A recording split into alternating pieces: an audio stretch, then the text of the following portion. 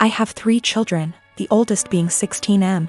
For my birthday last week my son went out and bought me this swinging hammock chair that I had been wanting for 2 years, and it cost him quite a bit of his saved money, which I fully intend to put back into his bank account so he can continue saving. He was so excited to see me open this gift and couldn't wait to help me set it up. I told him he shouldn't have, that it was a lot of money, and his response was, "You never get anything nice. I wanted you to have it." And it was true. I usually don't get anything for my birthday or Christmases outside of Tupperware or soaps.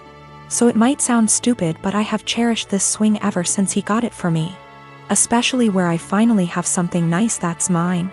My sister-in-law comes over once a week to see all of us, and she immediately headed straight for my swing, which my son hooked up on our deck. I told her to please not sit on it, and she said, "Is there a weight limit?" So I told her yes, 250 pounds, and I even showed her the box to confirm. She was not upset about this. She just said, "That's a bummer. They need to make something capable of holding us big girls." I simply agreed with her and went about my business. At this point my husband shows up from work. When I went inside to grab us some drinks, her and my husband are talking on the porch, and not even 5 minutes later I hear a loud crash. I go out, and sure enough she had sat in my swing, and the crochet netting around the hook snapped on one side, causing her to fall right on her ass. She is sitting there laughing, gets up and says, "I guess I need to learn to listen." So I lost it. As I said above, I literally never get anything nice. Never. This is the one thing that I had that was mine, and it didn't even take someone a freaking week before they ruined it for me.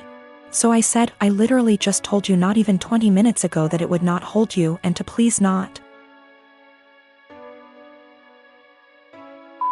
sit in it." She makes some comment about, "Usually the weight limit is a lie. I thought it would hold." So I said, "The weight limit probably would have held if you were only 50 pounds heavier than it, not 150.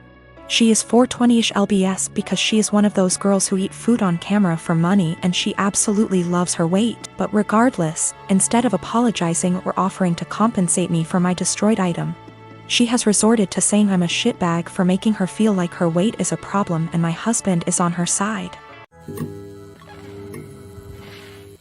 I'm a 19-year-old F with 6 older siblings. My parents spent most of my childhood spending money they didn't have on my siblings, so by the time I hit my teenage years, I realized I was probably going to have to fend for myself financially when I turn 18. I started babysitting and doing odd jobs around my neighborhood when I was 14, and eventually got part-time jobs during the school year. By the time I was 16, I was working 3 jobs in the summer and 2 in addition to school. When my parents told me they couldn't pay for college, I'd already earned enough, along with scholarships, to be able to put myself through college and have plenty left over. I've continued to work during the school year, and have been able to make money during quarantine by tutoring online. The issue began a few months ago, when my eldest sister got married. My parents spent 30 grand on her wedding, taking out a second mortgage to do so. To make matters worse, my dad was furloughed 6 days after the wedding. They'd effectively dug themselves into a hole they couldn't get out of. 2 weeks ago, my mom texted me for the first time since the wedding. She didn't say hi, ask how I was, or make any small talk. She just said, "Your dad and I need a favor. When can we call you?" I'd expected this. None of my elder siblings are doing well financially, and they've exhausted all other loan options, both from family and the bank. I figured they would text me, ask me to loan them a few thousand, and promise to pay it back when they could figure things out. I was absolutely willing to pitch in a few thousand, and had even considered giving them some of my tutoring jobs so they could make some extra cash. I was not, however, expecting them to demand I give them all the money, close to $40,000. I'd made from the ages of 14 to 18. The exact statement my mom had made was, "You made that money under our roof. We were the ones who allowed you to work, so you only have it because of us anyway. We bought you food and clothes for 18 years. That money is only a fraction of what you owe us," and so on. I said that food, clothes, and shelter were the very minimum. It's what they signed up for when they chose to become parents. I didn't ask for any of it, etc.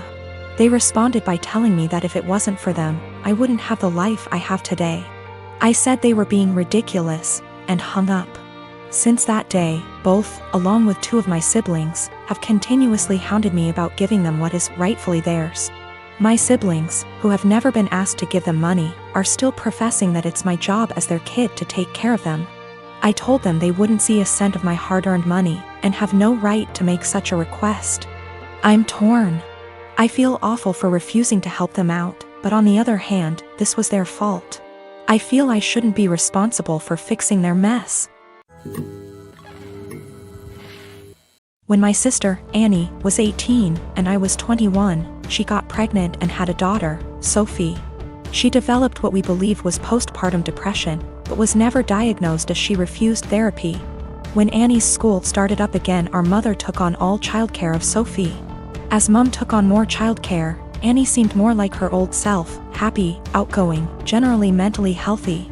Then within 6 months of Sophie's birth, Annie got pregnant again with another girl, Laura, and the cycle of PPD symptoms. Mum taking over, and Annie's mood improving repeated.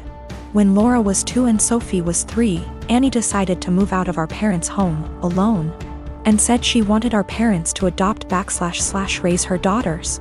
They said no. Annie said she couldn't take care of the girls as she had her own life and being a parent made her miserable. My husband and I already had 4 kids of our own, we'd bonded with the girls, and we had the resources for 2 more. So we offered to take them in, and Annie let us legally adopt them before moving about 8 hours away. It's been about 5 years, and the kids are doing well. It was a rough start, but we're now a stable, loving, healthy family unit. Sophie and Laura are 7 and 8, and Annie has recently lost her job and had to move back in with our parents. Annie has now asked for custody of Sophie and Laura. I'm writing custody like that because it wouldn't be custody in the legal sense. As she willingly surrendered all legal rights to the girls and can't get them back, we checked with a lawyer. However, Annie wants the girls to live with her. Initially she said she wanted them full-time and to legally adopt them back from us, which we obviously refused. Then she offered a compromise of alternate weeks, so 50//50 custody.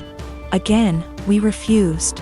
Given her insistence, we don't even want her around Sophie and Laura. So we've not been going by my parents' house as we typically do.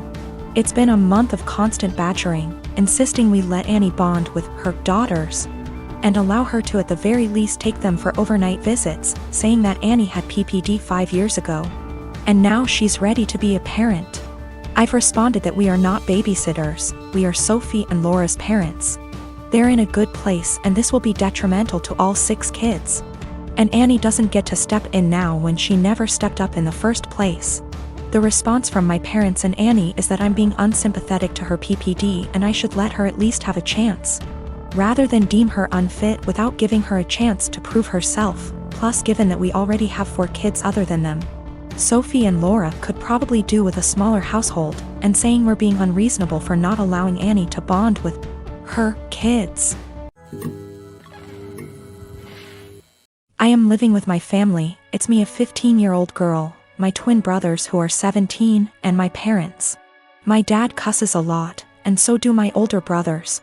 But apparently the standards are different for me. My dad overheard me saying a couple cuss words when I was on the phone with my friends and he got mad at me for my language. And for how trashy and unladylike it was. This wasn't the first time he called me, and only me, out for bad language. But it was the one that frustrated me the most because I could tell there was a double standard. I thought of calling him out on his language and hypocrisy, but then I had a different idea. I said that, yeah, it was a bad habit I was forming and didn't want to make a pattern, because if I got in the habit of cussing a lot, that wouldn't make me come off well when I start getting jobs or going to college. And as I was growing up, I wanted to learn how to speak respectfully and intelligently. But it was hard to keep from bad habits when I heard him and my brothers having potty mouth syndrome so often. They're setting an example whether they realize it or not. So I wanted to work on things for myself, but also together as a family. I suggested we make a swear tax where if anyone swears in front of anyone else who's participating, they give $1 to each person who heard them. I'd want that rule for myself because it would keep me accountable, and I'd really like it if the family joined me for it. So my dad said he'd join, and so would my mom. They got my brothers to be a part of it too. They didn't really have a choice, my parents decided to make it a rule.